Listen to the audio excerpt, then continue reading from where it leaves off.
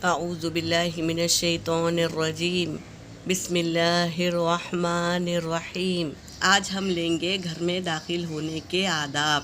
اس سے پہلے بھی میں ڈال چکی ہوں، لیکن 3 بچیوں نے ہی صرف یہ کہا کہ گھر میں داخل ہونے سے پہلے سلام کریں۔ کم از کم ایک حدیث تو بیان کی، باقی کوئی بہن نے اس کا جواب نہیں دیا، تو میں نے سوچا کہ پھر سے یہ آداب ڈالتی ہوں۔ گھر میں داخل ہونے کے آداب۔ حدیث پاک کا مفہوم ہے، اے ایمان والو، اپنے گھروں کے سوا دوسروں کے گھروں میں اس وقت تک داخل نہ ہو جب تک اجازت نہ لے، اور ان میں بسنے والوں کو سلام نہ کر لو۔ یہی طریقہ تمہارے لیے بہتر ہے۔ امید ہے کہ تم خیال رکھو گے۔ تو ہم کو خیال رکھنا ہے، کسی کے گھر میں داخل ہونے سے پہلے اجازت لینا ہے، پھر اس کے بعد سلام کرتے ہوئے سیدھا پیر ڈال کر اس گھر میں داخل ہونا ہے۔ یہ بات کو ہمیں یاد رکھنی ہے۔ اس کے بعد ہم گھر میں داخل ہونے کی سنتیں لیں گے۔ نمبر 1، گھر میں دعا پڑھتے ہوئے داخل ہونا۔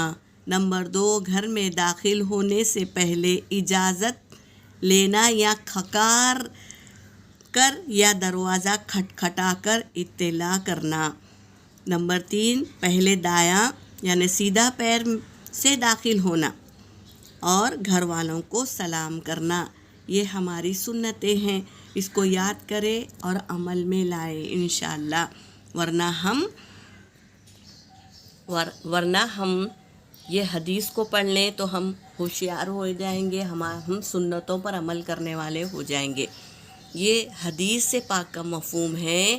کیا ہے وہ حدیث جانیں گے۔ نبی کریم صلی اللہ علیہ وسلم نے ارشاد فرمایا، جو آدمی کسی کے اجازت کے بغیر ان کے گھر میں جھانکے تو گھر والوں کے لیے جائز ہے کہ وہ اس کی آنکھ پھوڑ ڈالے۔ خالی جھانکے تو یہاں تو داخل ہونے کی بات چل رہی، تو ہم نے ایسے چیزوں سے بچنا ہے، سنتوں پر عمل کرنا ہے اور نبی کریم صلی اللہ علیہ وسلم کے بتائے ہوئے راستے پر چلنا ہے۔